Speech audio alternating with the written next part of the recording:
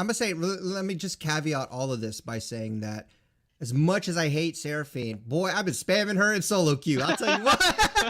Now, here's your hosts, the League Dad, Kevin, Mitchell, and Alistair.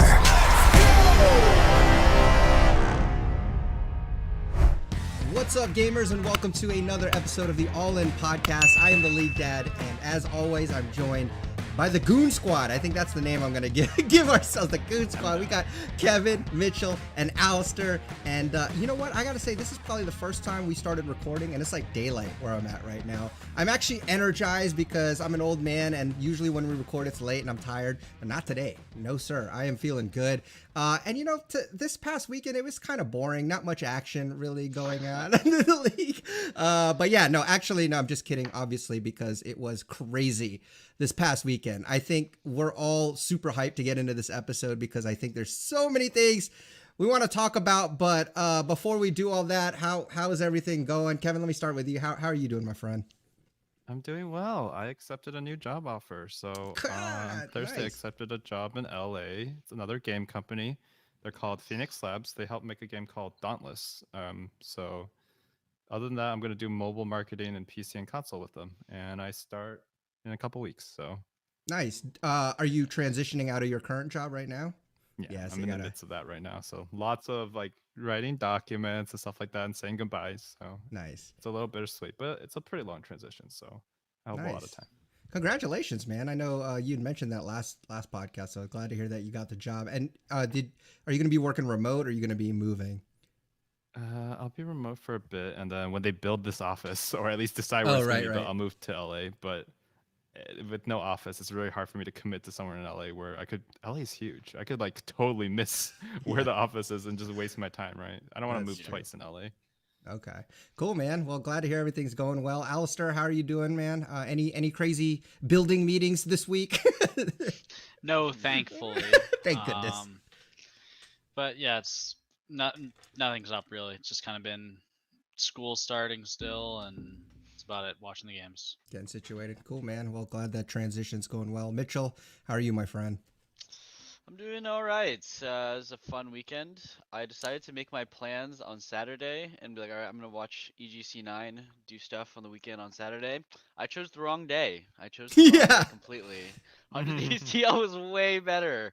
But otherwise it was fun. I mean, I went to the zoo. I saw some penguins. That was cool. But yeah, that's about Yeah. it. I thought Nice, that was man. going to be an NA joke.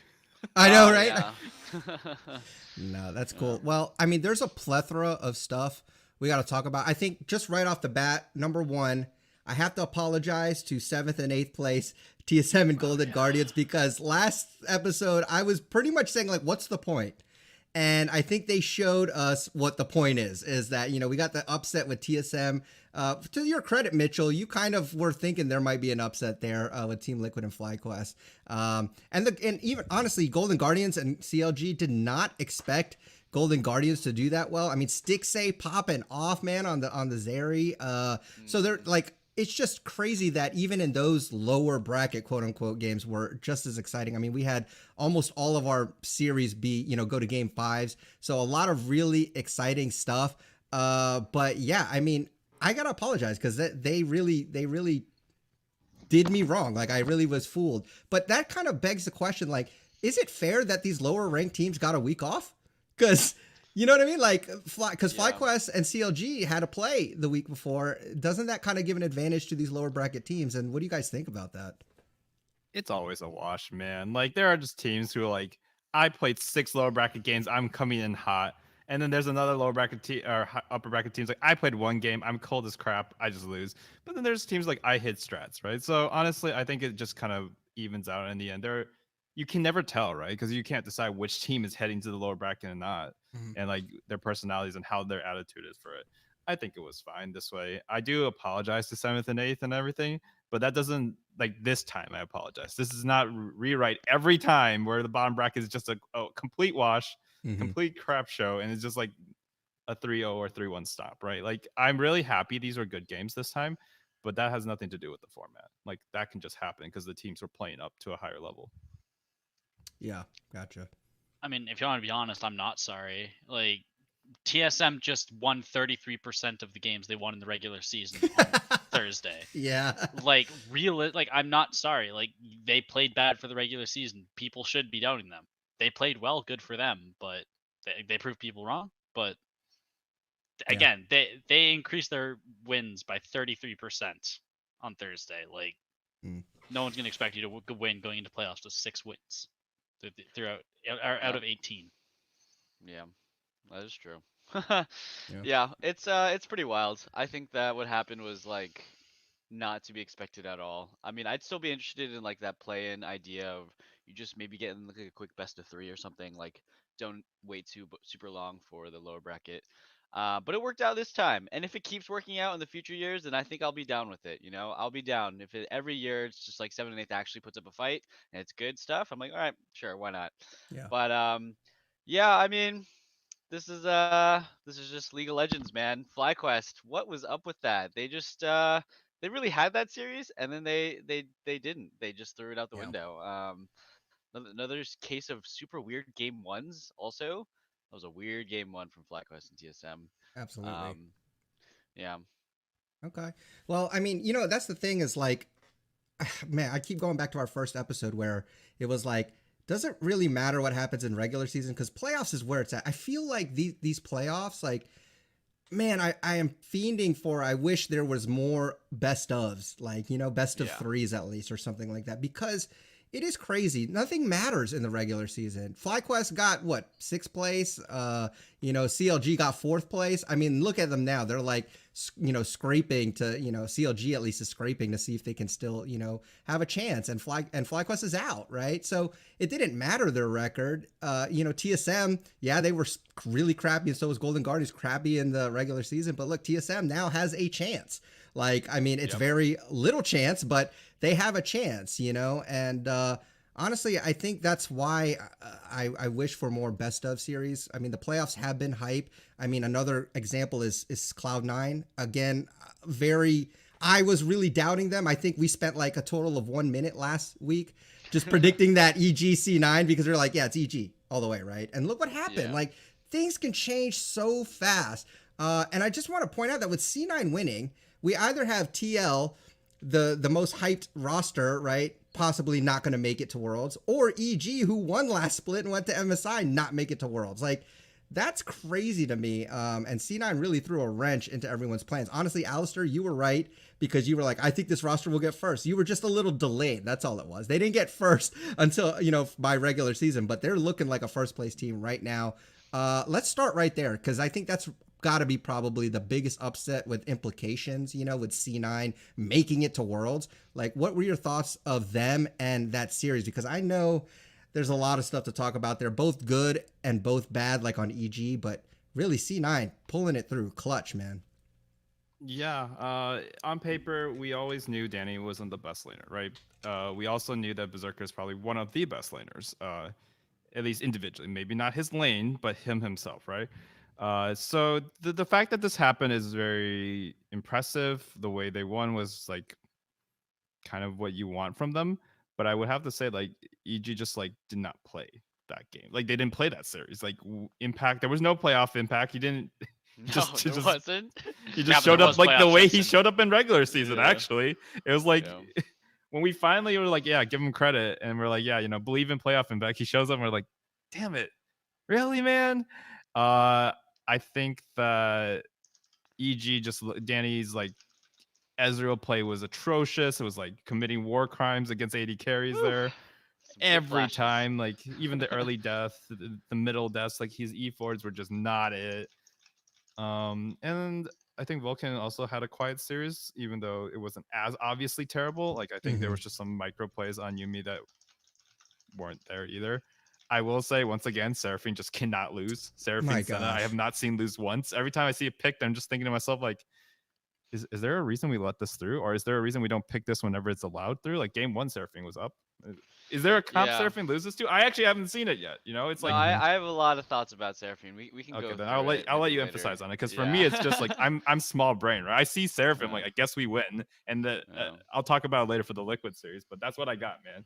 EG didn't show up. I think C9 showed up well, and they played to Berserker. They actually didn't all play super well, but Fudge and Berserker specifically, I thought were like on a high level, and then Blabber was also playing like Blabber, so maybe not like top tier Blabber level, but good enough Blabber level, way better than regular. Where was JoJo? Honestly, Yeah. Yeah. I don't know. I mean, I will say about Danny Zezreal. I mean, he's playing against the person who knows those plays better than anyone. So it's pretty easy for Sven to know when Danny's gonna screw something up. But memes aside, Mind like control. JoJo just, I don't know. He just looked really bad, man. I don't know. He just like wasn't there. And it's hard to say it's nerves because I mean, he won finals. He went to MSI. Like, Mm-hmm. I know he's a rookie, but still, like, it feels like he doesn't feel like a rookie, right? Like he's first All Pro mid, like very clearly the best mid. He's been to MSI already after his first split. He won his first split in LCS, and then he just kind of like got blasted. I mean, at the Yeah. same time, to be fair, I think the Cloud9 that played was the best Cloud9 that we've seen all split. Yeah. In fact, probably all year, if you want to be honest. But I don't know. It just felt like a lot of it was just because Jensen was allowed to play much better than because his lane opponent wasn't there. This is true. Yeah, that's all. That's all. It was a pretty rough series for pretty much all of EG. JoJo, really terrible series. I think Inspired had a lot of misses. Impact, non-existent. Danny flashing into walls, eating forward, kind of just not missing everything on Seraphine. Like, it was a rough series for everybody. Vulcan was pretty invisible, but he played 2 games of Yumi, so like whatever. I have a theory. So watching the post-game interview for Inspired, he really gave the impression that basically they didn't draft at all how he wanted, and they didn't play at all how he wanted. So he kind of subtly flamed his team, but it Yeah. felt like constructive, but also he was salty after that loss, right? His main complaints were early rotationing Sejuani on red side and choosing red side, like prioritizing red side as well, and not banning Zillion in the 4th phase because he knew it was going to come, and it did come in game 4. He wanted to ban it every game, so Justin didn't pick it. Hard to say, really, but I do have a theory though that it did feel like so. Doublelift has said in Champions Queue, and I've actually heard this from other pro players just randomly on like Twitter or through Reddit and stuff, that Inspired is the type of player that he pretty much dominates the comms. He tells everybody what to do. He's the main shot caller. He's the main voice in draft. He's the main leader in both the early game and late game calls. And to an extent, it feels like sometimes he micromanages players a little bit. And he's really successful. And I think for the most of the year, he was doing that. But it did feel like in this series, something changed so that a lot of players were making their own choices or not listening to Inspired. Like there are times, especially in that first Rift Herald fight versus EG versus C9, um, it felt like Impact was saying to go onto Fudge. He was playing Ornn into the Camille. Rift Herald was already dead. It looked like Hecarim was actually pathing out, and then Ornn went in, CC'd the Camille, and Hecarim has no ulti and is kind of running around and being like trying to push Camille back in, and that like completely snowballed the game out of control. You saw Inspired lose so much confidence after that. I mean that's just game 1. I have a lot of thoughts, but I think I've been ranting for a bit, so I'll open back up. No, that's fine. I mean, I think, especially particularly in that instance, that game, like that was atypical also because even the casters noticed it. Like EG does not, like, they sent Danny up. Typically they don't, because they funnel gold to Danny. They, work with what they have, maybe try to contest, but no matter what, they're trying to get gold into Danny's hands, especially because he's not that strong of a laner, because that's how they play through. That's how they play their win condition is him. And so that was uncharacteristic of them, which again, going back to your comm situation, why such a diversion from their plan? And then obviously after the Rift Herald is gone, looks like it's just a completely sus, engage, like trying to look for a fight. Like why? There was no reason to. And so there's definitely, I think, something going on, going on behind the scenes there, whatever it is, because it hasn't just been this week, they've kind of been on this trend. I mean, I think Mitchell, maybe a couple weeks ago, you were even on the fence of like, EG just does not look good. And part of that we allude to Impact phoning it in or whatever, this playoff Impact time. But I think this series definitely showed that. I think it's just not, the Impact thing. It's things that are much deeper behind the scenes. But I also want to take a positive spin on like the fact that C9 people were doubting them, all of us included. Like, Yeah. you know, the as many bad things as EG did. I mean, C9 barely won their series against CLG. So They the, played so much better, like they just in did. every way. Mechanically, they were Yeah. insane this series. Oh Something yeah. we've been waiting to see all year long. And just like their decisiveness and their plays, like Blabber was just counter ganking every single inspired He gank. was so good. Like it's just like it's just a totally different team that played against CLG, who's messing up mechanically, who's just kind of fighting randomly, right? This was just next level C9. Like this was super legit from them. So yeah. Yeah, I wonder too, like, you know, even in their drafts, the interesting thing is like, you know, counter picking for Fudge. And he showed like, hey, I can do that. If Bwipo can do it, I can do it, right? And, you know, they made that work. And, you know, especially with the Camille and the Fiora, like those were just really good games. And I love their last, you know, flex pick with the Sejuani, you know, whoever was that going. And then you see the Zillion and then the Olaf at the end. And it's just like, oh my gosh, C9 drafting so well. Like it's so crazy. I'm not sure about how I feel about the LeBlancs. I think they did fine. You know, I think it did its job. I don't know if there were better picks possible, but I thought their drafts overall were really good. And then to just couple that with them playing well, C9 to me looks like a dangerous team, actually. Like, I know it's one series. I know it's like four games they played? Like, but I don't know, man. Now my my hopes are high. Like, I hope we don't just watch them against 100 Thieves and just like go 0-3 or something like that, because then that would be so sad. Like, I hope they're actually good and something clicked Yeah. with them, and that it's, I'm you know, hoping- they're going to I be a think so. well, Yeah, because look, I think they're it'd be in good. Worlds, man. We want them to do good. But why don't you think so, Mitch? I'd like to hear your Oh thoughts. no, I don't think they're just gonna roll Oh, over okay. to 100 Okay, Thieves. good. I think that they're Okay. very like if they play exactly like how they played in the series, like they would be a competitive team against any team in the world. Like True. the Yeah. mechanics are very crisp, like Yes. super good. Like LeBlanc is honestly I don't favor it, but the way Jensen plays it, ooh, that's fine. You can play like that every game. I totally think LeBlanc is fine in a lot of drafts. It's just we don't see that level of play. But he had like a homing missile on his chain. It was actually crazy. Yeah. Nuts. Kevin, Alistair, do y'all have anything on C9? Yeah. For C9's sake, like I think Berserker has shown his class. Like, dude, I think SKT is probably like, is there a return clause where we can trade Guma for him? Ooh, Like, yeah, I know. we would really like to have an AD carry of that caliber. He doesn't even have like native comms, right? Or like a native support. He doesn't have carry as a support. So like, think about what this guy could be on like a T1. So I think that's huge. I still don't think Jensen's playing at peak form, but I mean, dude, he made it to Worlds again. So like, Yeah. once again, it's not C9 always makes it to Worlds. It's Jensen always makes it to Worlds. I think it's a record. So Yeah, Yeah, it is. It's the he most just in the whole always does it. world. Yeah, eight times I think in a row, right? Yep. Yeah. Highest it's participation. more than Faker, at least in a row. Yeah, in a row. Yeah, no, I mean, I think Um, it's really crazy that he's able to do that. As much, you know, flame as he was getting a little earlier. Good for Jensen, right? My other quick take is: does that mean CLG is better? Oh, I don't know. Just, it's a on bad, a quick it's a note, bad I'm gonna take, say, but maybe yeah, CLG I is mean, the better team here, you know? My quick response is no, but you know, I think what it was is C9 just elevated their game to another level. I don't think I CL agree that with that means as well. anything like CLG was Yeah. actually good, Mm-hmm. especially after watching the Golden Guardians match. But Alistair, anything on your boy's Ven? I mean, he wasn't on. He's on support duty, so he can't Ian on his Ezreal. But what were your thoughts on that?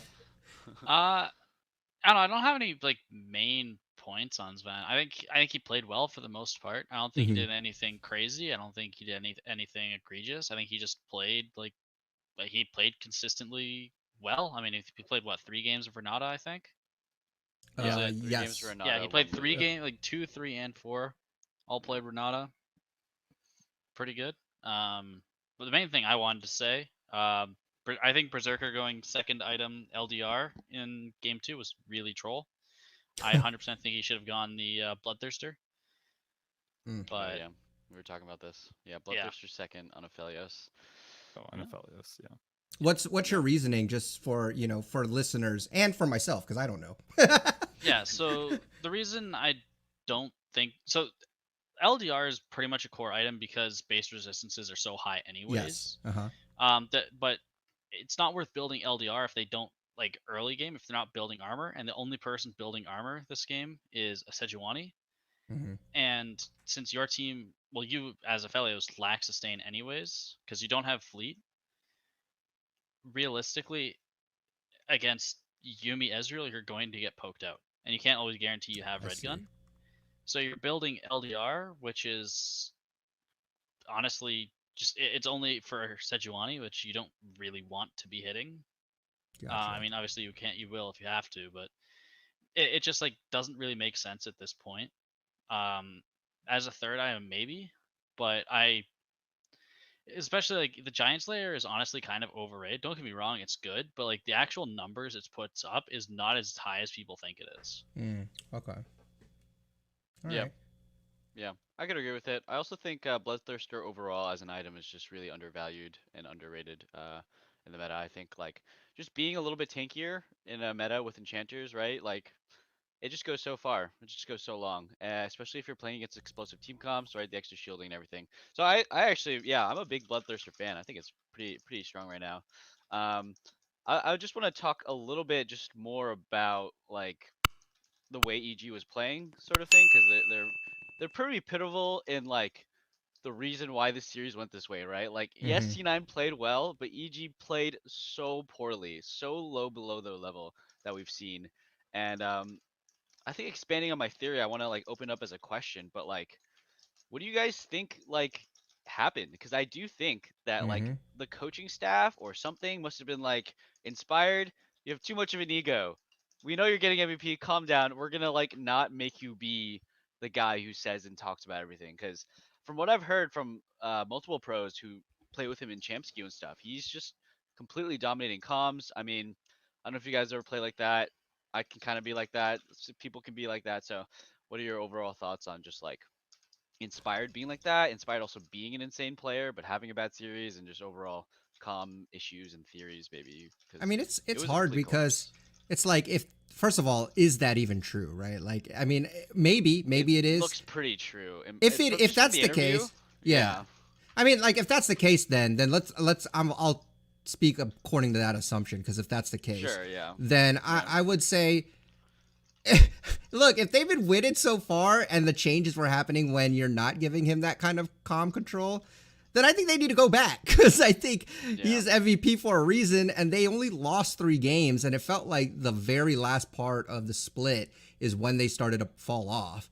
I think from 80% of the split in the beginning, like they were just cruising.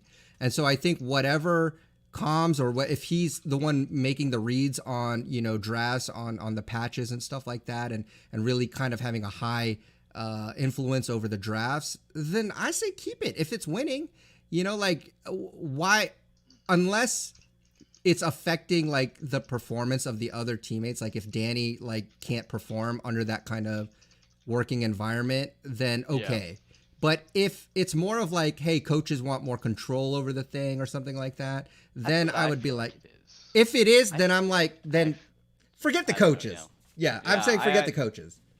I actually feel like it's a bit of the coaches being because like we also have a weird coach change, right? Usually it's Peter Hmm. Dunn, and then it was some other dude that I'd never seen talking about EG in like the little interview stuff. So I'm like, what is going on back there? Wait, did What's Peter happening? Dunn? He's still the coach, right?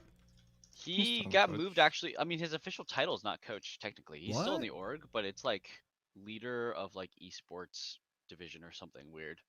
So it's That's like something interesting. different. I Yeah. mean, because the thing is, Peter Dunn on Twitter, I feel like that guy can. I don't want to say. I think he could rub people the wrong way sometimes. Like with if he talks like how his tweets are, right? Like I'm just making that Yeah. assumption. That I Yeah. could see that because some of his tweets, even though maybe he's correct or something, like it just seems like the way he's saying it has like a condescending air, at least for me. And maybe that I could see if Inspired is kind of like that too, and Peter Dunn are like that. Maybe that's the clash. But that's why I was asking: is Peter Dunn still the coach? And maybe they haven't publicly said anything, but if his title is not even that, then that's pretty interesting. Yeah, I'll add in like I've watched Peter Dunn before this spring split. He was on one of those talk shows. He just did a whole episode. Mm-hmm. I think he can definitely rub people the wrong way because he can come in and say like, he kind of sounds like he knows it all. Like, Jojo Pun's gonna be the best, right? With no proof yet, except for Academy. Um, I would say he's kind of reminds me of like an LS kind of figure, likes to say Mm-hmm. like very controversial takes, but without the entertainment factor because he's not an entertainer. Yeah. Well, all that to say though is like if him coaching and Inspire being the shot caller was what was winning, why would you change that right before playoffs? Like, Yep. what the hell's going on over there? They were like some of the most exciting and like refreshing takes on NA teams in a while, and they were able to show it consistently over two splits. That's just unusual, right? Usually, if an NA team slams spring, they suck in summer, or like one way or the other, right? So that's frustrating. I will say that I think Mitchell's take has some validity to it in the sense that if that's how they were playing, you could see it in the game, right? Like a lot Mhm. of weird out of like place plate movement. Jojo Pion went back to spring split early games where he was just pushing forward like he would have done anyways, and Mhm. no coordination with his jungler. And then Inspire's just like forced to do like really crap ganks, right? Which could just be like the laner just being like, oh, I want to call for a gank. And then he's like, oh my God, this is such a bronze timing for a Yeah. gank. Right. I will add in that that's probably why he was playing that way. I think it's frustrating if, like, let's say the draft wasn't what you wanted, right? And you're just like picking crap, and then you're just like not playing what you want to play or the style you want to play. Then yeah, you probably will feel tilted, or you won't make the calls you want to make. So even if he wasn't explicitly not the shot caller anymore, maybe the team direction had changed in terms of draft and stuff, and he was just tilted because most of Inspire's interviews are usually fairly chill. I mean, to be Mhm. fair, you only hear him when he's winning. But Yeah. Yeah. so I don't know what he's like when he loses a playoff series. Yeah. But Yeah. he just sounded angry. Like he about as angry as you can get without like blowing up on stream, right? So I think EG's really throwing the ball here. And if they do it like this, they continue doing like this, they're not gonna go to Worlds. I don't know, man. I may not be a jungler, but I feel I'd also be pretty mad if my mid laner died to every single gank and I failed a smite, an uncontested dragon smite, and got it stolen by a blind Olaf axe. Yeah. I think their mid and jungle, like Jojo and Inspire, I think they just played bad. I I think that's why they're salty, and I think there was a lot of underlying issues, but there were a lot of issues that happened in game, which is what caused a lot of these losses. Like, yeah, sure, maybe some of the drafts weren't as good, but like we've seen them win with much worse drafts. Yeah. Yeah. I think like the it's like it felt like their play, that the mistakes they were making were so dumb and silly that it felt like they were tilted before the series even started. I guess that's what I'm kind of hinting at. Yeah. Like something changed in their strategy to practice, or their way they conduct each other as a team, like in weekly meetings or whatever, or like in scrims and stuff, who's talking more, who's telling people what to do. Something changed, because also, I mean, there was a rumor that the dive actually brought up over a week ago, or maybe it was last week, that they were getting curb stomped in scrims also. Ooh. EG was losing a ton of scrims. That's what they said on the dive. So all of this unsubstantiated, right? This is all like just trying to figure out the with what pieces we have. Yeah. So yeah, I mean, Jojo is just pushing on like Lissandra into LeBlanc, and he does get a weird gank timing from Blabber. But it's like you're naturally pushing as Lissandra. You should be getting watched by your. You should be getting covered by your Sejuani, because it's Sejuani. It's not like a Viego, right? It's not like a Wukong that needs level 6. You're Sejuani. You don't need gold, and honestly, you're more effective than the enemy jungler. So I agree with that stuff. There's like weird stuff, like just not covering your laners when they're naturally pushing in these situations where level 3 ganks are very obvious. Missing smites, like smiting at like what was it, 9:15 and getting stolen by a blind axe. That's just all uninspired. That's just a tilt play right there. I don't know what that Yeah. is. Smiting the crab in front of the enemy for Dragon Soul. Literally crab for soul trade. That's just, Yeah. I don't know, man. That's just kind of win trading. Yeah. The last one that I'm gonna say that's like that this is very clearly a communication issue, and someone is making a call, but internally inspired is trying to do something else. Was Mhm. it was when he was playing Sejuani, and they're ganking bot, and they have Ezreal Yumi, and the Yumi is like ulting Aphelios, but Aphelios has cleanse and flash, and they actually blew Renata's flash and ignite earlier. So Sejuani ults the Renata while Yumi is actually ulting the Aphelios, and you have to just, it's a so clearly a play that they either didn't talk about or they disagreed on and decided to do something different things. To be fair, it was very wrong for Vulcan to try and ulti Aphelios. I mean, he was baiting, right? He had cleanse flash and Gale Mhm. Force up, so Vulcan did go for the wrong target, but like the call, he already started his ulti, and then Sejuani ulted after for the Renata, and then they all died because Wukong was there to counter. Blabber was right there. So it's like these stuff that just makes you wonder, like, the hell are they talking about? Like, what are they saying? What are they doing? Because are they just not speaking at all? Because they just went for 2 different targets and then all died and lost the game. So yeah. Yeah, I mean, well, like I said, that would be really unfortunate because if they don't make Worlds, like it's like, dang, like they were good. Like they were our first place champs in spring split. They went to MSI. Yeah. They dominated this whole split, and then all of a sudden, like, you know, internal issues just cause a quick collapse like that. You know, right when you're about to make it to Worlds, like I would feel so. I feel so bad for the players, like, you know, for everyone actually, because it's like, this is not the time to collapse now. Like, you know, that's unfortunate. So it's like, again, like I said, like if one or the other is going to make it, EG or TL. And that's also if TL doesn't make it, like that's a fail because that was such a highly anticipated roster. And I for one, like am so shocked that they're fighting for their lives. Like I would have felt a little better if they were playing C9, but the fact that they got to play EG, you know, like I don't know, like I'm really worried now as a fan for TL. So I want to get into Team Liquid and 100 Thieves because oh my gosh, like first of all, I'm just so upset at Team Liquid because I just feel like they like I don't ever like if you listen to past episodes, like I don't really ever attribute losses or anything because of draft gaps. I mean, sometimes I think there are, but I also like to look at the play. Like, what was it in the play? How could they have made that work despite what they, you know, losing or whatever draft? But this was definitely a draft gap. This was just so painful to see, especially in games 1 and 2. Like, not giving Core his engages. Like, you know, to me, I feel like it's so simple. You know, so simple, easy to, you know, if you need a win now, go with the most 100% surefire thing you know that has been working this week and try other stuff some other time, right? Like this was a must-win series, and that's why I'm upset because I felt like games 1 and 2 were just a waste. And you know, I don't know, like there were so many things that I told you guys on Discord you're gonna have to calm me down because as a Team Liquid fan, like I feel like, you know, if you're a fan, you're harder on them because you're just so upset when it seems like the answer is so easy and yet they refuse to like just do the easy thing to win. So I'm going to stop there for a second and let you guys, you know, say your thoughts on them and the whole series. But hey, look, regardless, as an objective, you know, spectator, that was awesome. 5 games, you know, like this was strong implications. Like you're going to Worlds, you know what I mean? Like you avoid losers bracket. So it was a hype series no matter what. I'm just really upset because my team lost, but I'll leave it at that for a second. What were your guys' thoughts on that?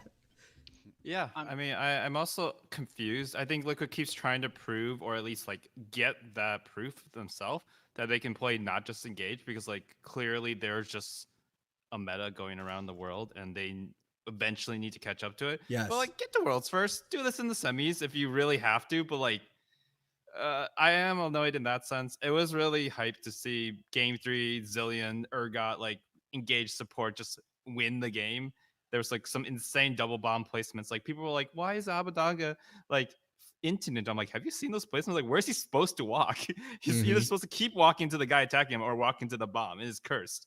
So Bjerg played that really well.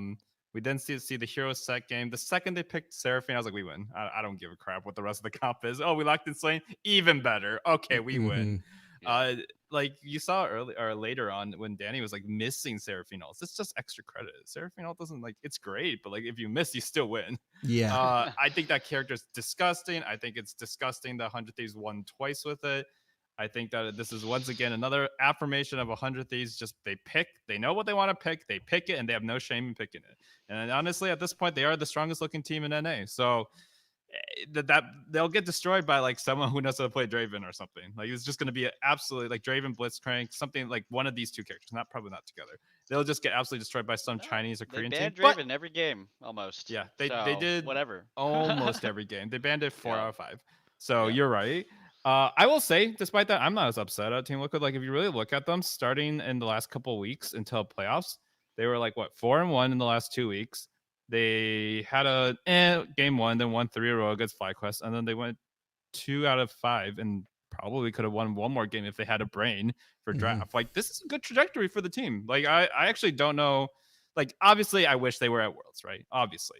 But like as far as like upward trajectory, like they're slowly narrowing down what they want to pick, and like Bwipo is hitting sometimes and missing sometimes. Like don't pick Renekton in that comp that they did in like game 5. I'm like, what are you doing here? What Like they just gave Aatrox over 4 times, and they were like, yeah, I wonder what we're gonna do. Like I would have much rather seen a Fiora or something. I'm pretty sure Fudge actually played a great Fiora game right He afterward and did. showed like Yeah. why this matchup is so good. So I think Liquid's on an upward trajectory. They're like the number 3 seed right now, projected. There's no other team in the bottom, like all the massive people under. Like you're saying, you're worried EG dropped down. I would be worried if the real EG dropped down. Right now, this is like crap EG. This is like Internal dumb issue, geniuses. drama-filled EG. Yeah, we need a like name whatever for that EG is, this is the best Pre-EG. EG to face, right? And if EG, EG beats yeah. us, then they beat us, right? They'll actually be good for Worlds, then that's fine. But right now, Liquid looks like a shoe-in for third. Like it's not close. My biggest issue with TL right now, and I mean, we were giving him the benefit of the doubt because Core 1 Worlds during Enchanter meta, and I'm watching these games, I'm just like, maybe he is just lost on supports or lost on Enchanters. Like I Yeah. don't know. Like how is he just randomly dying, recalling alone on Yumi? Yes. That was hilarious. Like I don't know. Like it's just like he's a completely different player, and just it feels like maybe he can't play Enchanters. Maybe he does actually have to play Engage, Interesting. Yeah. Yeah. and that's my biggest worry. 'Cause That's a he big worry. genuinely looked like he didn't know what he was doing. Yeah, he did not. He also didn't know what he was doing on Renata. His Renata ultis were like, where are Yeah. you going? They're so Mhm. far away. So maybe he is just bad on Enchanters. To be fair, neither Renata or Yumi existed when he won Worlds, so maybe he's just bad on new Enchanters. I Yeah, don't that's true. know. But yeah, I mean, TL, like they actually do look like they 100% look like the third best team. Like, and it's not even close. Like EG is so far next in line to be fourth. That yeah, TL. I mean, it sucks that you lost, but you guys they lost against a team that like brought everything out. Like they played the Seraphine Senna comp multiple times. They played like their best champions. They played Ornn. They were forced onto Lee Sin for game 5, right? So unless 100 Thieves still has more stuff like hidden, it felt like TL did push 100 Thieves pretty far, and that was with being forced into engage comps. So, I mean, it's just the meta, right? I think TL has to work just so much harder to make their style work, and that sucks because if it was the meta, I think they would be much better, obviously. So it's disappointing. I think it's just kind of like a bit of unlucky plus a bit of, you should just learn enchanters. It's not that hard. I will say I'm actually really disappointed in the game 5 draft in general. Like, yeah, the Renekton was like kind of whatever, right? But it's actually not bad because you're into 3 melees, and even though it sucks into Seraphine, right? At least your W breaks shields, right? So Renekton has more, at least than an Urgot, I would say, in this comp. The Azir though, I just feel like NA can't play Azir well. Maybe Jensen or Abadage or someone can actually pull out a good looking Azir, but I'll let you chime in No, for a I was just second. gonna say that to Yeah. interject. I actually checked that because I felt the same way. I was like, man, Yeah. Azir feels real bad right now. So he got picked 7 times and only won once. Yeah. Yet that's rough. he had a 94% presence, so there was a high priority on Azir, Yeah. but it just wasn't doing well. So I just want you can go on. I just wanted to interject because I was like, oh snap, that's a good I was thinking point. the same thing. Yeah. That's a good point then. Azir sucks. Like, I guess you just have to be Chovy or Faker. Otherwise, it's not worth it. Yeah, right. So, like, I thought TL should have just gone Zilly in game 5, man. Like, just do it. Like, it's your best pick. You're against 3 melees. You need a scaling something. And then finally, I'm going to do a little Seraphine talk, okay? Yes, They please. actually had the comp that could have beaten a Seraphine because they picked MF. And MF, all right, Alistair, you're gonna hate this. Every ADC who's listening is gonna absolutely hate this. MF had a single role, and that was to be a carrier pigeon for your special tech items. Pretty much just build Serpent's Fang and Grievous Wounds. Like, that's all MF had to do, and I guarantee you, she would have been so much more effective. I think I'm just really tilted that. Okay, first of all, Seraphine should be first pick, first ban. Yes, Prio. Every single game, 100%. every Yeah, single series, no matter what. She's just so hard broken. agree. Yeah, unless there's like you can actually play the comps and champs that counter it, don't do it. Don't try to beat it with normal shit. Because the only way to actually beat it is with some stupid degen stuff, like buying early Serpent's Fang and like Chempunk Chainsword and just doing degen stuff like that.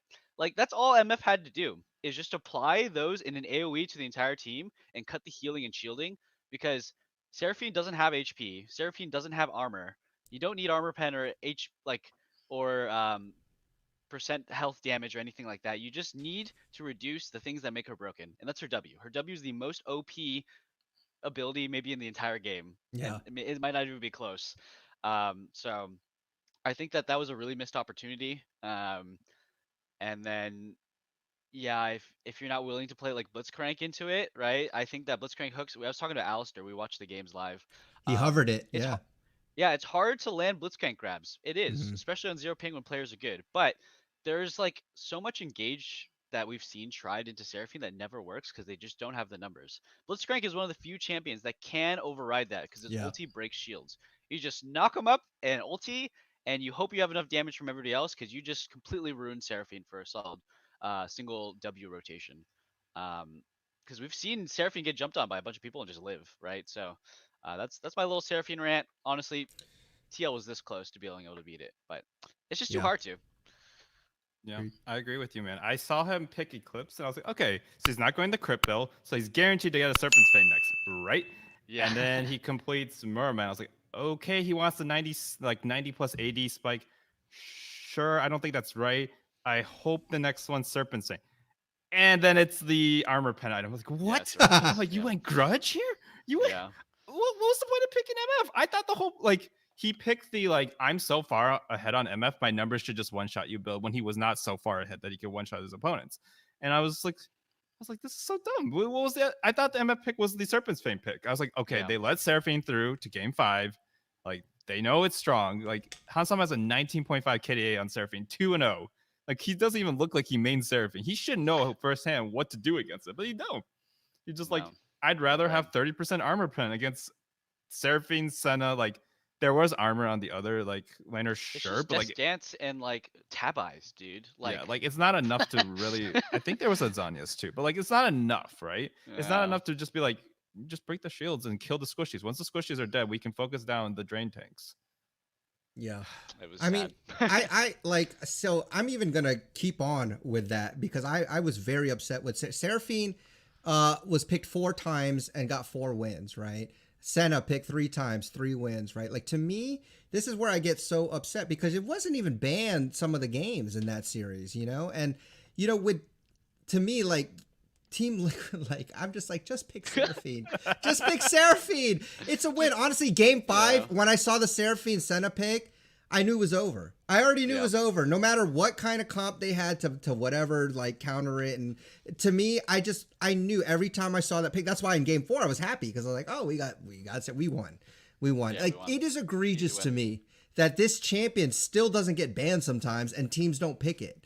Like honestly, I'm gonna continue on this rant with also like I think ADCs to me, the bot lanes in general, mostly ADCs were kind of a big deal this whole weekend, like even on Thursday. Because you talk about Stixxay single-handedly to me. Yes, he was getting Zeri, but Stixxay was popping off. He was a big difference maker for Golden Guardians. You talk about Berserker, he was a big difference in that. I feel like the ADC matchups have been crucial. And honestly, I don't understand, and I got to ask you guys, like, to me, why wasn't bot lane, I guess, prioritized a little more as far as bans? Because Zeri should never be able to be made through. It's disgusting. Sivir should be gone. I mean, I just feel like these ADC should not be in there. Again, Seraphine, Lulu, Yumi. All of those should be banned. Like to me, I feel like there is no greater agency pick than banning your bot lane supports and ADC. So that's my thought. What were you gonna say, Kevin? I mean, League Dad, you just listed like 5-6 characters. That's the I problem, know. right? If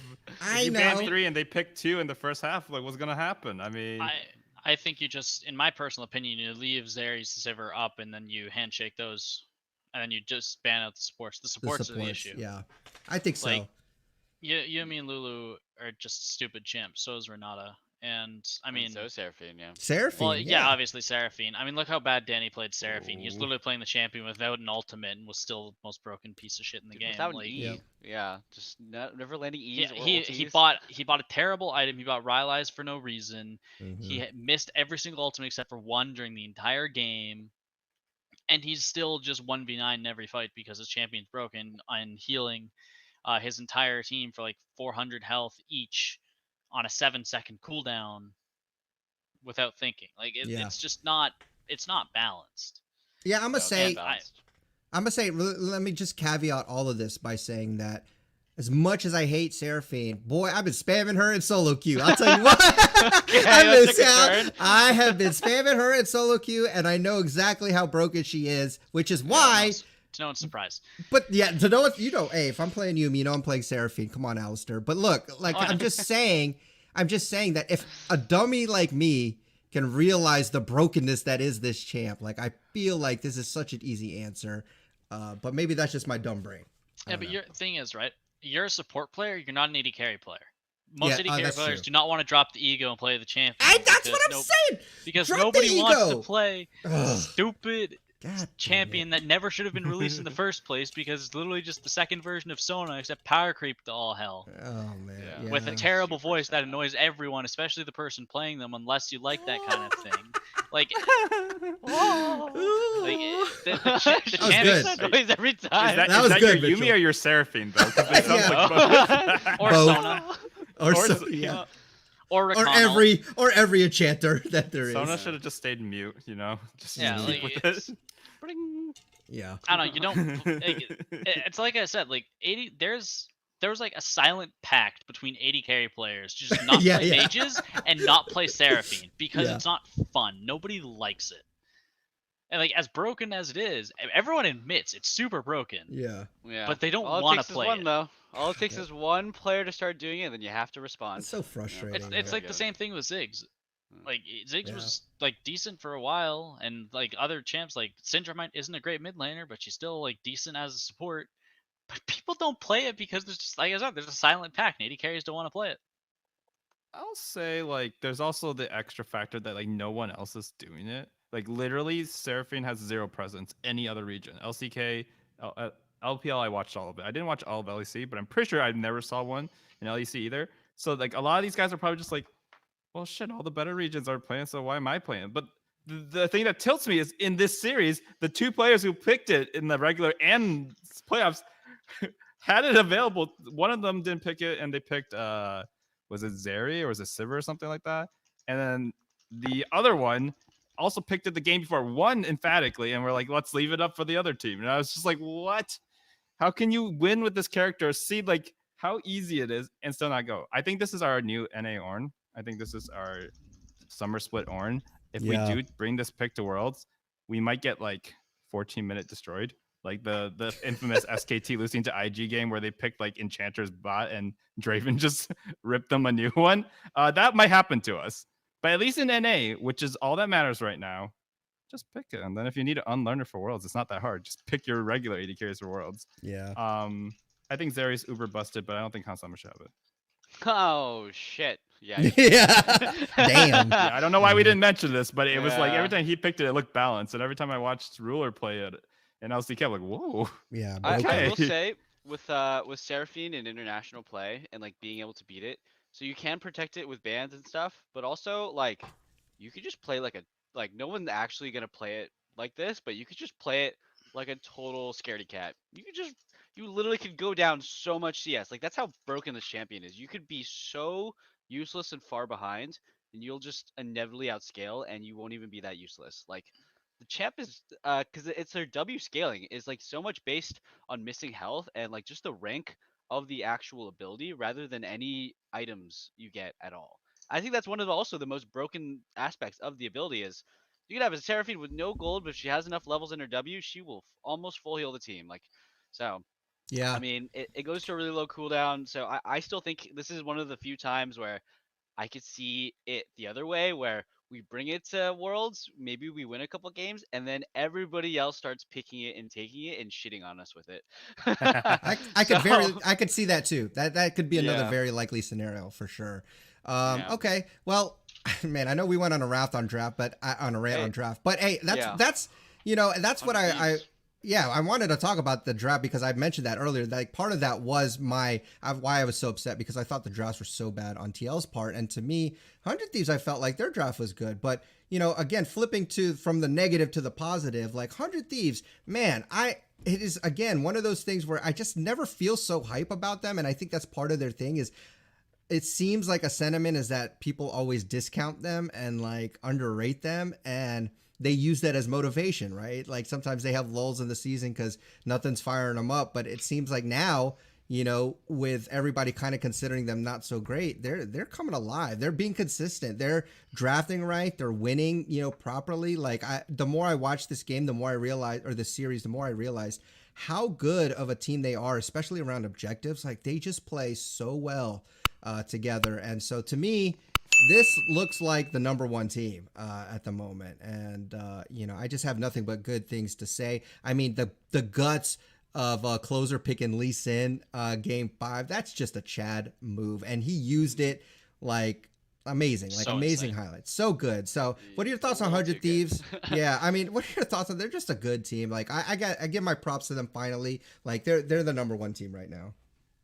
I was giving them props last week. I think someone else was also. I was saying like if you're looking at recent power, they've lost like one game and they've been Well, looking better and better. yeah, I'm not talking about like I know we all picked them and for like for the series, which we were all right in that sense. But I mean, like as a whole in general, like even in the regular season, it's always like, are they up? Are they down?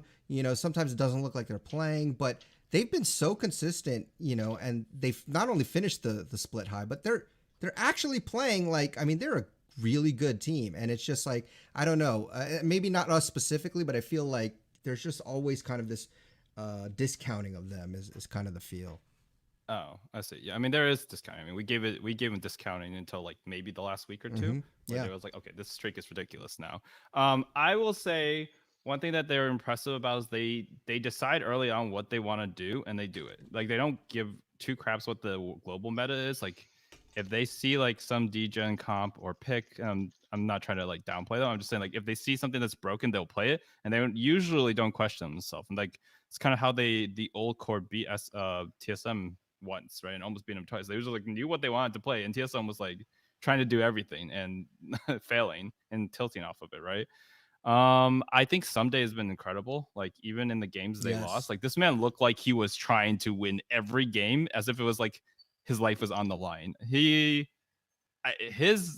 I don't know why we kept giving him Aatrox. Like every time he picked him, I was like, oh my god. Yeah, Like that we was. won these games, but only because we had Seraphine. Like if I didn't have Seraphine game 4 or game 3, they might have picked Ornn, I think.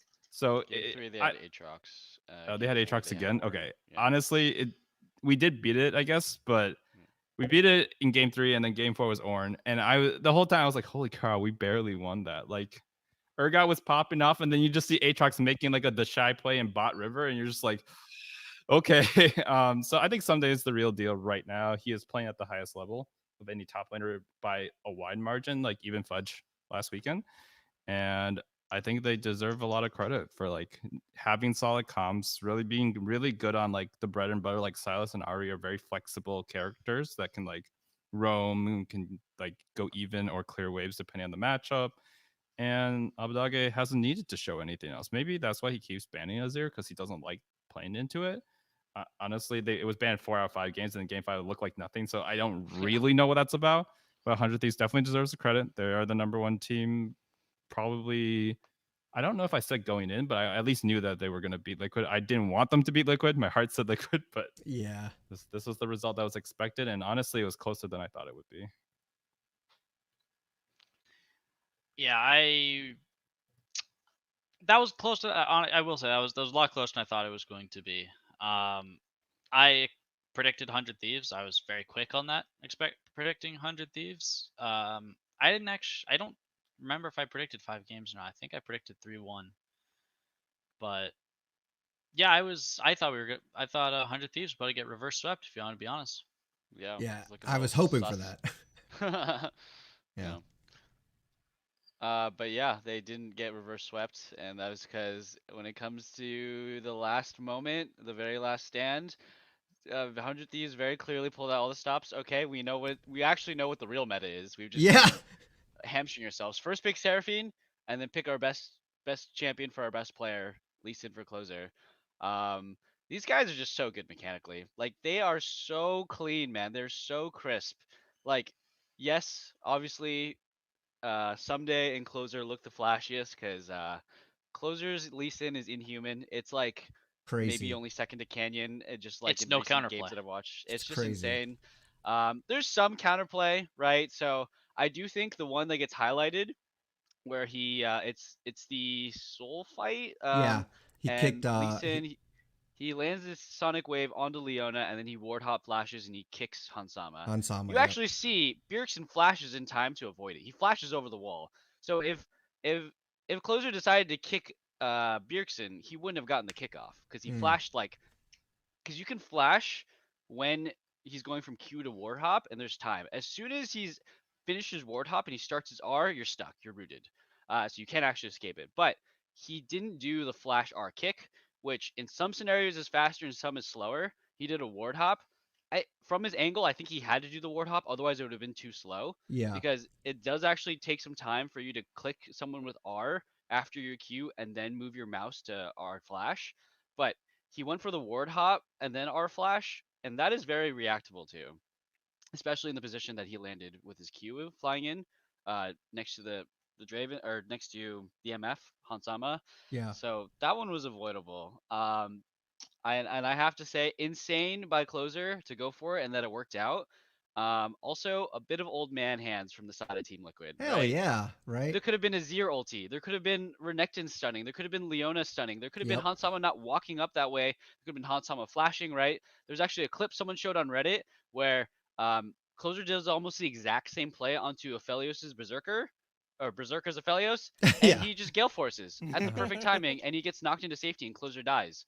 Like, this stuff, like, is been in the game for, like, a decade, maybe like probably less known, but for a really long time. And I do Right. think it's counterable. Like, you should be able to beat that. So it's risky to go. That's why I like stuff like Canyons, Lee Sin Insect, where he does like the drive by Lee Sin Insect by ward hopping and then taking your Q so that you can ult in midair. That's actually like a no counterplay. That's like you just get rooted in midair and you get kicked into in your own team, smiting the spell shield. Like, that is just next level. Like, yeah, okay, that's, I don't know how you beat that. But like, this stuff, we've seen the players outplay it. We've especially like, unfortunately, all the Asian players can outplay these Lee Sins. I guess they play against the most cracked Lee Sins in Korean solo queue all the time. So it's rough to see that TL really does have old man reflexes, but still insane from the side of yeah, that's what scares me. Again, I mentioned this last time. I feel like TL is the old person team where they know macro strategy and what to do to win the games, but I feel like their hands are that of veterans, of older players who really just either maybe the hands are there, but maybe they just fell asleep at not remembering that, hey, Lee Sin can do that. Like, Lee Sin can't do, like, you should probably have your hands ready on those spells that can stop that, because you know it's coming. Yeah. You should have your hands on flash. Yeah, your like, flash, whatever it is. You gotta be ready. Lee Sin flying in. It's a set amount of move speed that the Lee Sin travels. As soon as you see the Lee Sin traveling in the air, you should already have your finger on the F key. Right, so because I mean that's the thing. Like, I don't. It could be mechanics, but it could also be just them like old man braining it and being like, oh, that's right. They have a Lee Sin who can like do that, right? Like that you know. But again, going back to that that's what worries me about Team Liquid is I think they are good strategists of the game, but I think their hands are just not there to execute sometimes. Okay, so did you guys want to talk about any of the lower bracket matches, or did you want to go into predicting these upcoming matches? Totally up to you guys. I mean, I know we say goodbye to FlyQuest, we say goodbye to Golden Guardians. Yet, guys. Oh, okay. TSM is very clearly the best team that is gonna win the entire thing. Not with those 80 carries, they aren't, bro. Hey, Tactical has not missed Worlds in his career. Tactical popped off on that last game. I even pinged you, I think, Mitchell. I was like, look, they heard you. He heard you criticizing him this whole time. And he was like, man, he's like, forget that guy Mitchell on the All In podcast that I listen to every week. Exactly. He said, I'm about to go in here and smurf. I played against Tactical in ARAM, and he curb stomped me, so he's an ARAM god, clearly. There you go. Yeah, so congrats to you. I think we should talk about TSM, right? Like, how can we not? Like, okay. What are your thoughts, I Kevin? agree. Yeah, what are your thoughts, Kevin? I mean, for TSM, like, once again, they lost one game and they subbed out their support or their AD carry. Like, I was like, what? I was like, what happened? He won game one, was fine. Lost the game, and I was like, what, Tactical's coming in? We haven't seen him in weeks, guys. Like, I don't know. I almost forgot he was on the roster. When he subbed, I was like, I know. can I was do like, that? what? Yeah. and then he went, let me just put it this way. Remember how Tactical was like 11-0 in his last Saya game? And Yeah. like maybe like 6 assists or something? He ended with a 3.9 KDA. You want to know why? Because the game they subbed him in, and mind you, they kept him afterward. He went 1-7 on Draven. And they lost in like 26 minutes. Okay? That's good. So good on him.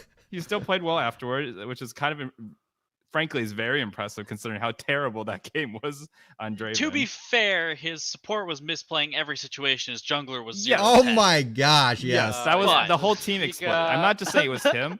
It is weird to Stereotype me by. that Tactical was subbed in after one loss. I really don't like that TSM has no faith in their players. They'll say, we believe in instinct, we'll believe in soul. And then after the first like pebble hits them, they're like, this guy's dead to me. I don't know who you are. I'm buying Chime. I'm putting in Tactical, who's been on the bench for 7 weeks or something. So I hate that. However, I mean, props to them. I think they played the best. They're like the C9. They played the best they've played all season. Like, there were some like sparks of life at the end when they got Chime back, Chime a couple weeks into the end of the split. But like, this looked good enough. FlyQuest was not playing at maximum power, sure. Actually, they weren't even playing at like 70% power. I'm gonna say like there's like 50% of the FlyQuest we expected in the series. But then TSM was enough, right? You just have to you have to beat the enemy that's put in front of you that day. And I guess TSM did it, and they had to use Zaya Rakan to do it. Like, they were not. Like, I don't know if Tactical can play anybody else in the meta. He played an okay Sivir, but like, his Zeri was like a nightmare. He was like doing the flash ult thinking he was AP Zeri when he was playing on as a starter. So I'm concerned about this team. I don't think they can really rely on Tactical to win 5 games against an actual team that shows up. Wow. But Imagine being a tactical hater, man. I don't think You, TSM. Mitchell, you don't want to talk. I don't. I'll be honest. I don't think TSM even beats EG, assuming EG plays like they did this weekend. Oh man, that's yeah. Yeah. that's not a very hot take, but yeah, I know it's mean, not. Yeah. Like, bro. If there is one bot lane that lanes as bad as Danny, it's TSM's bot lane. Yeah. Yep.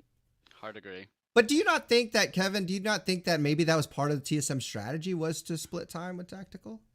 I mean, like, do you think that was a reaction? Like, do you think it was because they lost, like a reactionary thing? I think they prepped him for playoffs, but was that like their overall strategy throughout the split? Hell no. He's gotten no stage time with Chime, his support. Right. Like, yeah, they probably played a couple scrims, right? But ever since Chime's been introduced, they've stuck with instinct. They even subbed out Soul for Solo. But like, but they did not ever use Tactical. Not but even once, right? Do you think maybe, and I don't know this about, I'm just again going on speculation, but do you think it's because like is Tactical known to be a Draven player? Because maybe they were like, hey, we need a Draven, we're gonna handshake the Sivir. No, Alistair shaking his head. No, okay, no. I remember in the history of him being a Liquid player, he probably played like once or twice. Okay, like, so not really. He's like, a Zaya player. Yeah, He's a Zaya Lucian player. That's what Tactical's really good at. Zaya and Lucian. Okay. Nice, he plays a lot. I was just wondering, you know, maybe it could have been a strategy like, hey, we need a say for Draven. TSM, once again, if Solo does not get a starting team next year, like this world is just not fair. It's not built fairly. Oh yeah, I have a thing about Solo though. He can only play 5 champions. He is of the same generation as like Summit, Someday. Yes, you're right. Like there's all these players that like. Okay, so Someday is really branched out, right? Yeah. And Summit has a little bit in LPL, but he can only play Renekton, Ornn, Aatrox, and like Gnar, and like one other champion maybe. Like for him, it's like Set he can play, but then for other players, it's just Jace, right? They add that extra one, and then it's just that same 5. Oh, Alfari's just right up there too, right? They play the same 5 freaking champions. I think that's his really problem because he played 4 games of Gnar until the Ornn wasn't banned, and then he played Ornn. And I just feel like that's just like his identity. That's what his entire identity was on FlyQuest. Yeah. I mean, I think the issue is that he's toxic, but that could be too. I mean, I still think that when you do give him those 5 champions, I mean, he looks pretty damn good, right? Like he was doing well on the Gnar and the Ornn. I just think it's funny that there's just this era of like 5 or 6 different top laners that you see across the world that all fell into this little bucket. They play Renekton, Aatrox, Ornn, and like Gnar every game, and maybe a Jace here and there, right? Like it's so funny. It's so random. It's like some cartel pushing an agenda of these characters, and they sign a blood pack where they can only pick these characters. Yeah, And if right. they It's pick so anything else, weird. they play like crap. I mean, They- yes, I totally agree. There's probably some limitations to his play, but like Gamsu, Fake God, like these people were getting starting spots Yeah. over Solo. And Solo was Yeah. literally just sitting there waiting for week 5 or It's week 'cause he's 6 to sub toxic. onto TSM. Yeah, yeah. Like, there's I no think it's the way toxic that bit. he's not worth getting to playoffs at least, right? Like, toxic or not, and maybe that's why they just sign him after like everything's gone to shit. There's nothing Yeah. else to lose. Last option. Yeah, It's pretty much. Solo. There's like a button that's like called Yeah. Solo. The last button, the big red button, Solo.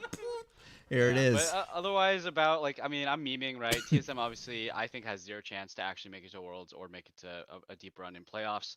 Their drafting prio is super whack, right? Like, there's, I don't know how you're supposed to win against a real team with when you play Gnar or in every game and you don't prioritize Seraphine. When one of your 80 carries can't even play Zeri or right, like Tactical doesn't even play Zeri. Like we didn't see him and it was up. So yeah, I mean it's a Alright. bit of a meme. But So- how funny would it be if they made it to Worlds? Dude, that would be nuts. That would just break the The internet. return of TSM League Dead. I know, right? I'm just Overdue, returning back dude. to my ship. You know what I'm saying? Like, How tragic would it be for Bjergsen, dude? He leaves TSM Oh and they my- make it to Worlds over him. Actual career suicide. that would be extremely funny, but also I'd feel really bad for Bjergsen. I would feel so but, depressed, and yeah. I would just be laughing. It was I just, know that's yeah, the thing. that Both at the combination. same time, like crying Yeah. and laughing at the same time. Like, what the heck? Like, what is happening? Like, this is crazy. But okay, so we've kind of, I guess, said that TSM is probably not going to go much further. Is What about C? CLG? Yeah, is CLG gonna go much further than where they are? And I'm just gonna put out there, and I'm not gonna spend too much time on it. But after watching last week, I just don't think this team is at that caliber yet. I think this is easily going to be a TL win. But yeah, I don't think CLG is going to make it much further. I don't think so either, and largely, I'm gonna be honest, it's largely because they're playing against TL. Like, I don't think that level of aggro that they want to play and like is their bread and butter is gonna get anywhere against Yeah. Liquid. I think they showed a really respectable attempt right in their game against C9. They like really pushed them, but you could tell like they were starting to lose steam as they were playing that series. I think that they're just not good enough individually. Yeah. There's some incredible coaching to make them even play at that level, honestly. But like, there's so much less that they can milk out of their players between last week and this week.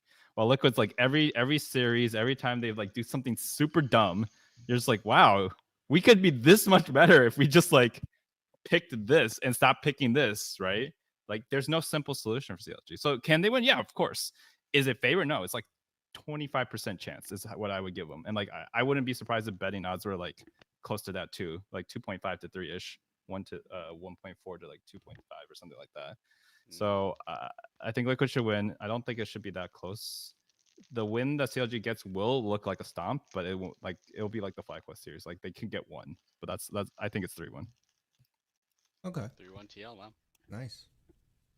I don't know what to think because I feel like a lot of the teams have been very inconsistent. I don't think there's been one team who looked good last week and this week. I think every team has looked either good week 1 and bad week 2, or bad week 1 and good week 2. And I think CLG this past week did not look as good as they looked in week 1.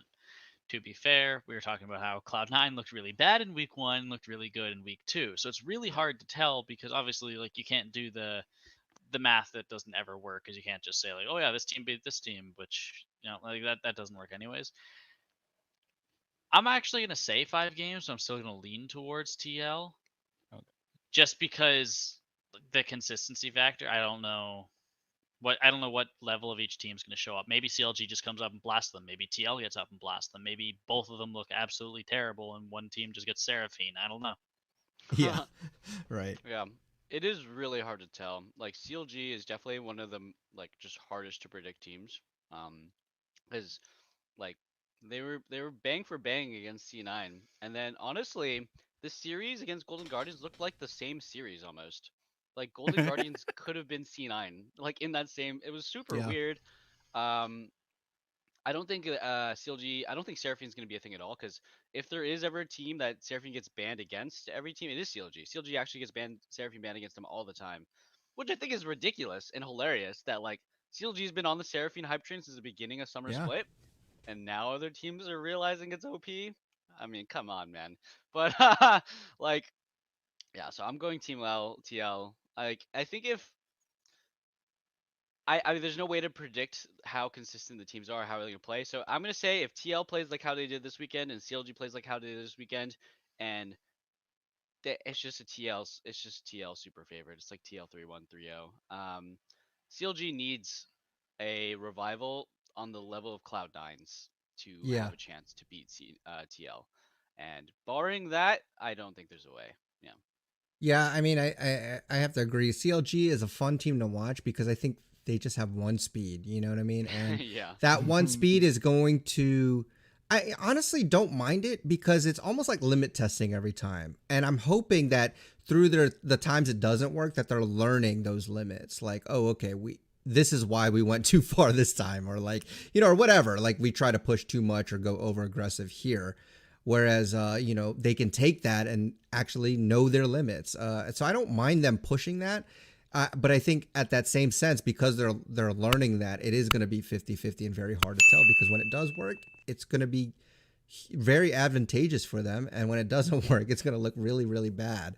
I think TL will be smart enough to know that they are not going to mess around with enchanter supports for a core. I think they will know, like, hey, look, let's just not play around anymore. Like, we just need to win. We just need to get to the next series and move on and get to Worlds, and then we'll start messing around and stuff. So I don't expect, and if I do, I'm going to go crazy, but I don't expect them to pick enchanters unless it's Seraphine for Hansama, right, and Nautilus or something like that. So I hope I don't see that. I hope TL recognizes that, okay, just get down to business. Let's worry about trying new stuff later on. Let's just make this first. But it seems like we're on the consensus of TL and EG making it. So obviously it'll probably be TL EG. And we did allude to, I think a couple of you guys were saying that right now TL is the third best team. Do you think Team Liquid then beats EG in what we're expecting to be the matchup TL versus EG?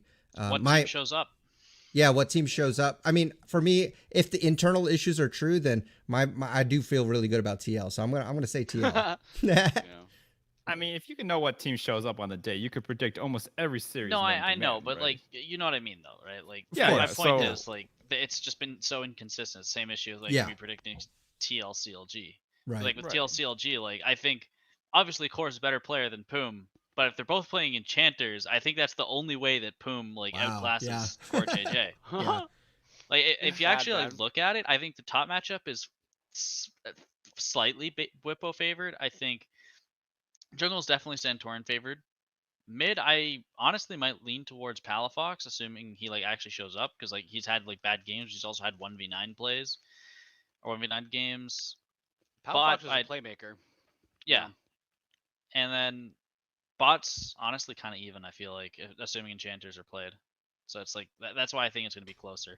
But anyways, I mean, for EGTL, I would lean towards EG, but I don't know.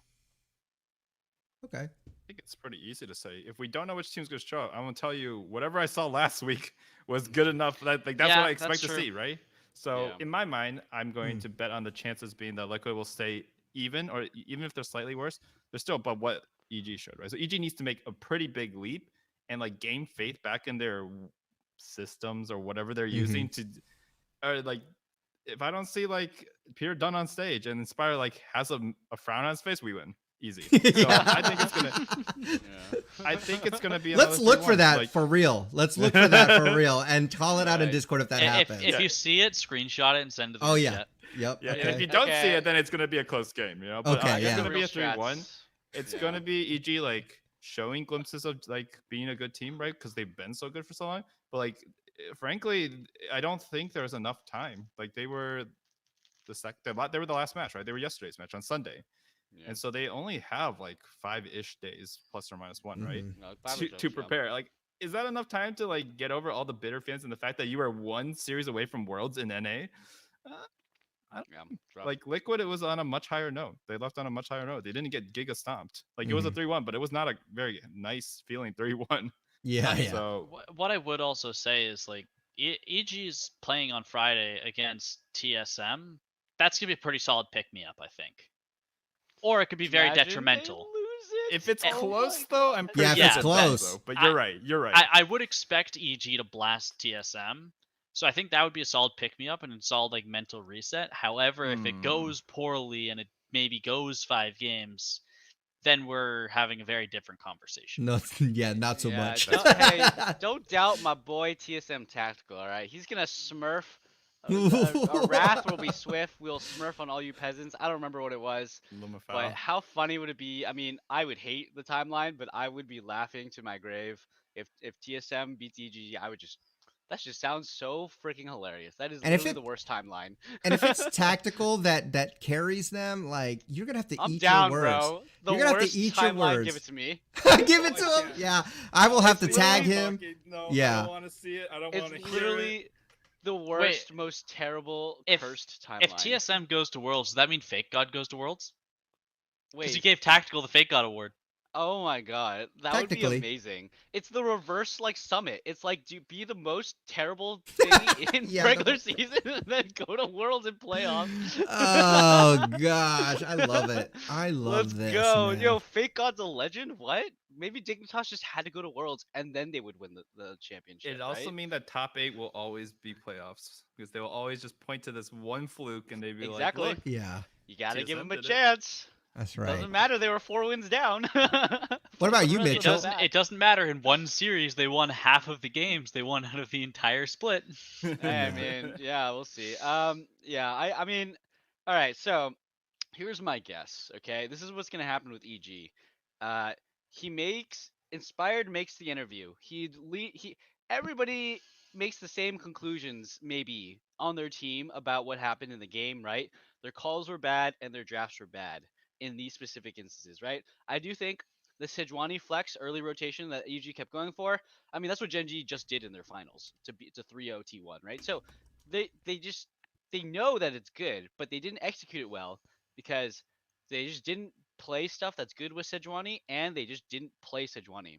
Like when Inspired was on Sejuani, he didn't gank until like level 7 or something. You're not playing Sejuani right. Like your whole kit is designed to kill people at level 3 because you just stun people and you have a knockback and a dash. Like that, you're supposed to gank at level 3, and so I think they're gonna change that up. They're not gonna get overindulged in the stupid Sejuani flex, and they're gonna maybe learn from their mistakes, and they're gonna hope that hey, maybe we just go back to Inspired micromanaging all of us and we just say take us I know, away, right? Inspired. Just let's go to Worlds and then we'll figure the rest out later. Because I don't Exactly. think right when you get to international competition and Inspired is telling you what to do every time all the time, it's just not good enough. It doesn't work, right? Because there's 5 Inspireds on the enemy team and you have 1. So we'll see. I do think that if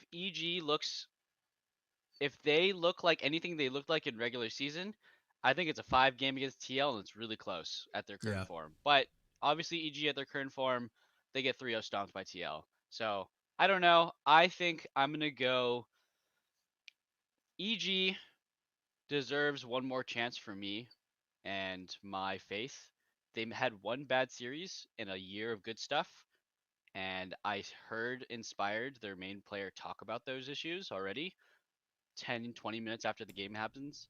So I'm going to give them the benefit of the doubt. I think EG makes it. Yeah. Yeah. I mean, again, like I said, like for either team, if they don't make it, it's a huge disappointment. Because like expectations are high for both of these teams. Like honestly, C9 not making it would have been kind of understandable. Like you're like, okay, well they didn't really get their they're gonna be good for sure. But the fact that they upset EG right now, and I don't want to say stole a spot because they do deserve it, but they technically stole a spot because I don't think anybody before this weekend was really thinking C9 would probably make They it. lost to a first-time support. Literally, Vulcan was Sven's Yeah. support, man. Like, Yeah. how harder can you get styled on? Yeah, Pretty it's- rough, man. Yeah, it's pretty crazy. So Yeah. okay, so that's interesting. So now I guess the last one is 100 Thieves for C9. Like, given what we saw this past weekend, just high levels of play from both teams, if both teams come like they did, last weekend, or not even that, but what do you guys think about that matchup? Like, what are your predictions? I still have to go with 100 Thieves just because I think when you're playing at a high level for so long, I feel like they are in a rhythm, like they are kind of in a good mentality. They've been doing this, right? They're kind of like at that point again. This is playoff 100 Thieves. They've already been clicking for so long. They are a well-oiled machine, and I didn't mention this earlier, but I have to think that part of why they're so successful for this long and this consistently is because they've stayed with their core for so long. Like so many teams switch players so quickly that I think that I love that 100 Thieves has kind of broken that norm, have stayed with at least the core for several years now. Like it's crazy. And I think that, look, they're still good. They know how to play with each other. And for all those chemistry reasons, like they know it's crunch time, like they know what it is to be champions. Like I really favor them. So I'm going to go 100 Thieves. I think it will probably be C5 games if C9 comes like they did last time, but I'm going 100 Thieves. I think it's 3-100 Thieves. I think that 100 Thieves had a way better warm-up game. Like, they played against a real team, got pushed really hard, and, like, could really refine themselves against a team that, like, was trying to counterpick them, was trying to counter-strat them, was really trying to push them. I don't necessarily even think I'm convinced that C9 is really firing on all cylinders. Like, that CLG game, like, did just happen a couple days beforehand from there, and they struggled. And did they beat EG? Yes. Was it because EG was playing poorly? I also think yes. I think EG collapsed. I think that was just a very easy walkover game. So, not EG, I mean, you just have to be whoever the heck's put in front of you. But frankly, 100 Thieves is playing on another level, and like C9 in my head, it's still not necessarily like the number 2 team in the region, just because they beat a team that just completely did not show up. So, yeah, a lot of C9 hate, honestly. I just think that it's so easy to get hype, but like you watch the series, just like, okay. Yeah, what is EG doing? Yeah, what is EG doing is what I was thinking most of the time instead of what. And like, frankly, most of the time, that's what I'm saying about 100 Thieves, right? So, like, it kind of is like almost poetic that I'm saying this about their opponent in this case, because like they did show a lot, and they showed like a lot of stability versus like, I mean, C9 just maybe looked better, but I don't know if it was by that much. It just looked like EG was free kills. Like Danny E4 was nothing about C9's prep, okay? Yeah. Impact getting solo kill was just with the same old, right? They didn't prep anything, it looked like. Danny flashed into a wall, man. I can't believe it. He just flashed right in place. I was like, I mean, I don't know where he's flashing to. Anyways, he's flashes out. Even if he succeeded the flash, he just would have wasted DPS. He wouldn't have died as fast, but like he would have just been sitting there out of the fight. I was like, what? What was I watching? It just looks so bad. Yeah, I mean, I'm with Kevin. I'm going to say 3-100 Thieves. I mean, I think Cloud9's playing a lot better, but I think 100 Thieves is much more consistent. I think Cloud9 looked really good because the team they're playing against, their 2 best players weren't even there. I mean, there were so many games that were just one off of EG making like boneheaded mistakes for no reason. They were forced into an Elder Dragon fight when the only reason the Elder Dragon spawned was because Inspired couldn't smite something uncontested. Blind axe, baby. Like blind axe steals it as he's just like clearing it by himself. So he like, and that forces an Elder fight that loses the game. Granted, they were already behind.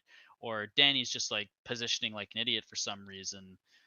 And I don't know. It's for some reason EG is banning 3 80 carries and nothing else. Like I just think Cloud9 didn't necessarily look good because Cloud9 looked good. I think they looked good a lot because, or partially, very largely because EG just looked bad. Yeah. Yep. It's up to me, right? The last prediction. Yeah. So you guys are all right. He's saying C9.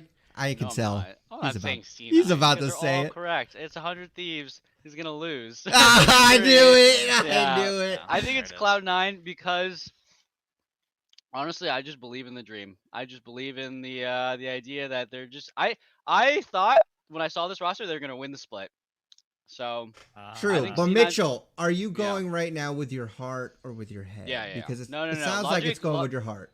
logic dictates that 100 Thieves definitely wins. Like, it's just Okay. they're so clearly the better player in terms of draft. Also, like, Right, right. I think that C9 can pull a lot of weird stuff with draft. Like, I actually don't know how Zillion versus Seraphine really matches up. I imagine still goes Seraphine, but Zillion is still a stupidly broken champion.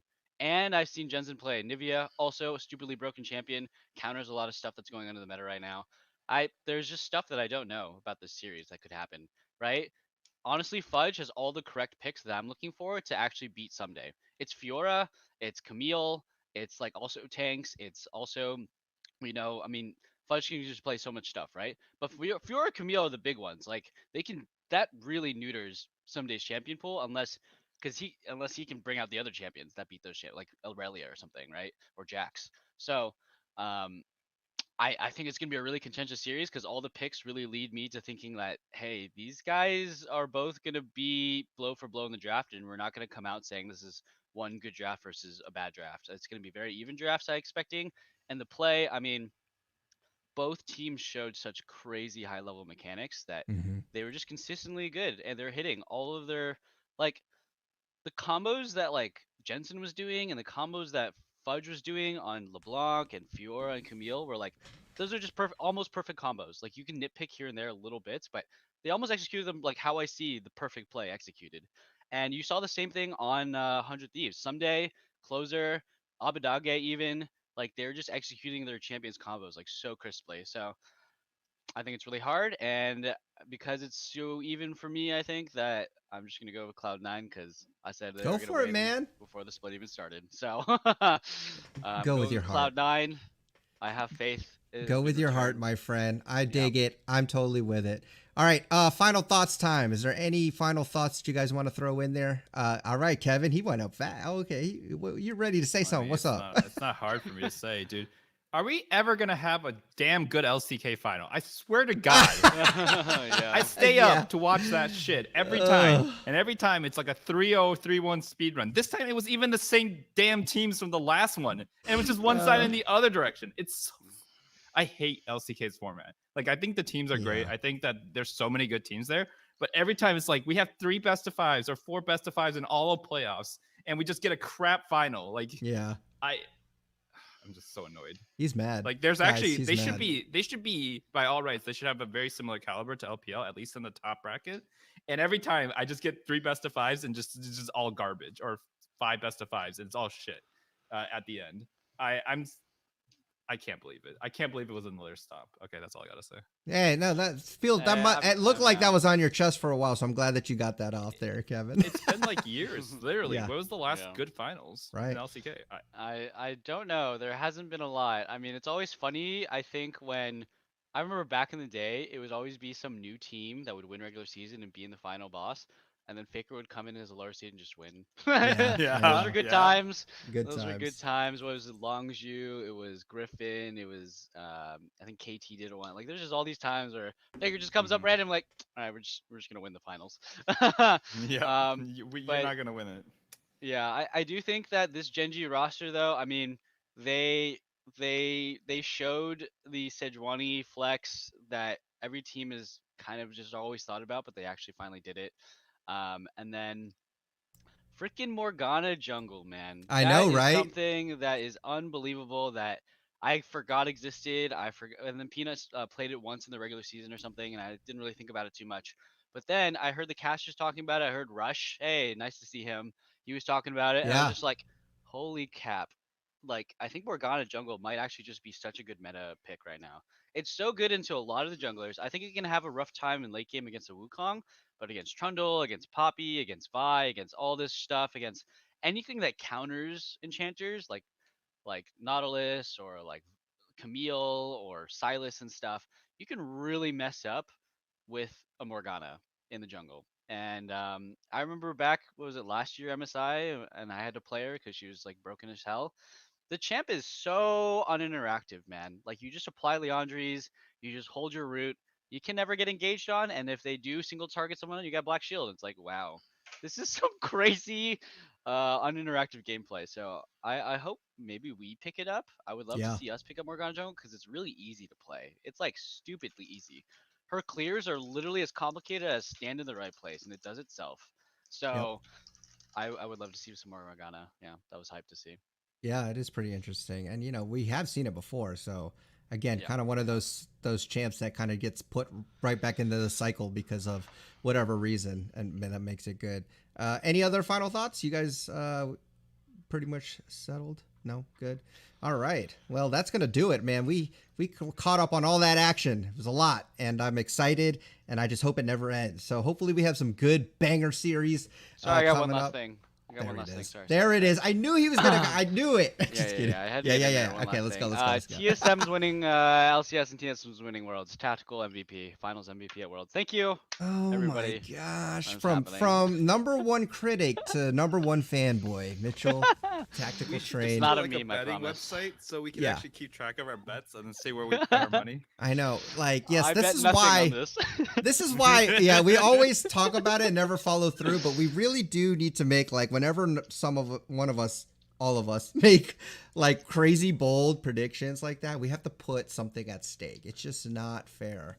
We can't just throw out things and there's no repercussions. All right. If TSM Tactical does not win Worlds, I will admit that I was just memeing and not capping. But if he does win Boo. Worlds, I'm gonna say I called it from the beginning. That's all I It's a got. lose-lose 'Cause situation. it's a Just kidding. meme. It's a meme. All right. Well, Yeah.